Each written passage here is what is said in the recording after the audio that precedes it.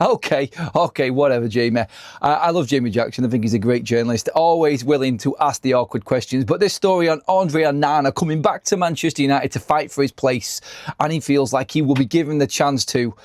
Wrong on so many bleeding levels. I think Jamie Jackson's just on the wind-up here, and because he's not a Man United fan, like a lot of the correspondents are who report on Manchester United, he feels quite happy in releasing a story like this. He's going to get a reaction from it, and he's definitely going to get people talking, but all you're going to get, and if you look on social media now, you're probably going to get the same reactions. No thanks, F off, all of the abusives coming his way for this story, and any link to it, he's just going to get pure abuse.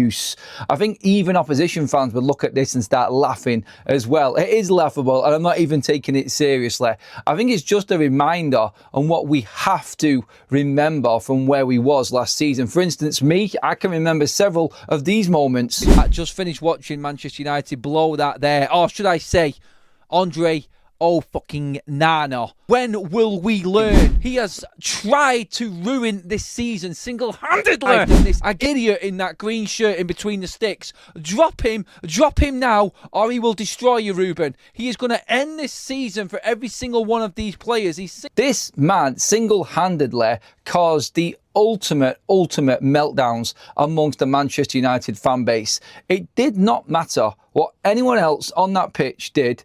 He would always balls it up. He would always cause a problem. Manchester United are where we are now because of the investment in the team up front, but more importantly, Senne Lammens coming into this side. And I actually think that if Andre Onana and his representatives are actually considering this and thinking that this is a reality, this is actually one of the biggest insults in world football. How you think you could come back and even challenge the likes of Senne Lammens at Manchester United right now. 2 defeats in 19 appearances for Senne Lammens.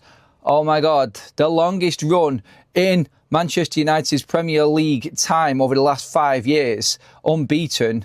Well, Senne Lammens has been in goal. I'm sorry, Andre, you're on a different level of delusional thinking here with actually even contemplating it, for one. Like, if you were sat in a room with your agent, Andre, and you were discussing, I think I can get back at Manchester United and actually compete for my place in the side. If that even came in as a thought into your head, just rewind it and sit back down and go, actually, no, that's just stupid. That's just stupid. No man would actually even think that, would they, after what he's produced so far? Well, at Manchester United, actually, come to think of it, this guy would, because this is a man that drove into Carrington after he dumped Manchester United out of the Champions League single-handedly and came in and demanded a pay rise.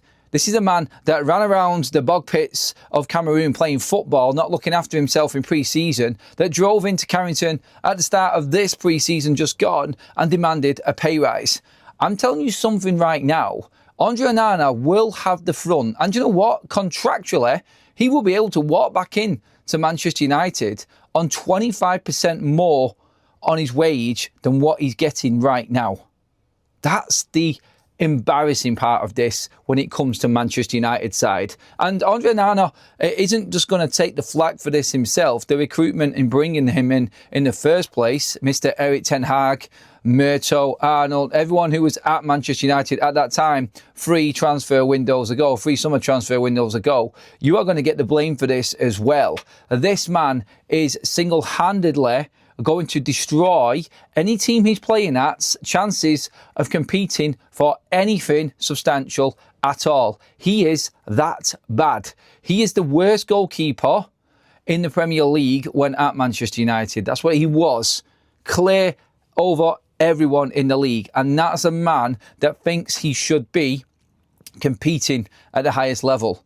The story about Inter Milan actually taking Andre Onana away from Manchester, I would pay to get rid of him. This is how bad he is. And hopefully videos and comments and social media outbursts and everybody else, and he gets wind of all of this and realises how he is nowhere near the level. Trabzonspor, no disrespect to the Turkish league at all. And I'm saying this completely honestly, and I'm being brutally honest, that they are nowhere near the top 6 leagues in European football. And I say that because they're competing in the Champions League, of course. They're nowhere near it. Trabzonspor, honestly, they're not even the biggest club in Turkey, and they are hounding Andre Onana out right now. They don't rate him. The fan base hate him. Going off recent performances and results for them, they don't want him. If someone at that level isn't willing to pay for you and take you full time, then why the hell would you think that you, yes, you, Andre, are good enough to play for Manchester United? Altay Bayındır, Man United's number 2 at the moment, is better than you. Our academy lone goalkeeper, who is out on loan in the Championship right now, is better than you. Tom Heaton, who is right now about 11, over a decade your elder, is better than you. Every single Premier League goalkeeper is better than you. It's as simple as that. You are an absolute clown.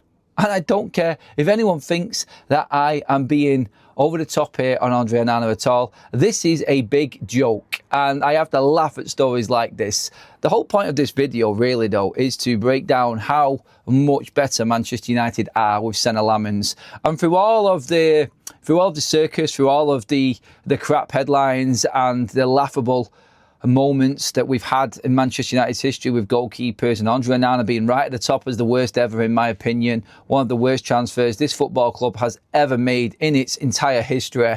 Senne Lammens for 18 million, brought in by Tony Coulton, Manchester United's goalkeeping scout, has been an absolute revelation. And that's how business should be done. Tony Coulton wasn't even consulted when bringing Andre Onana into this football club. It was an Erik ten Hag signing.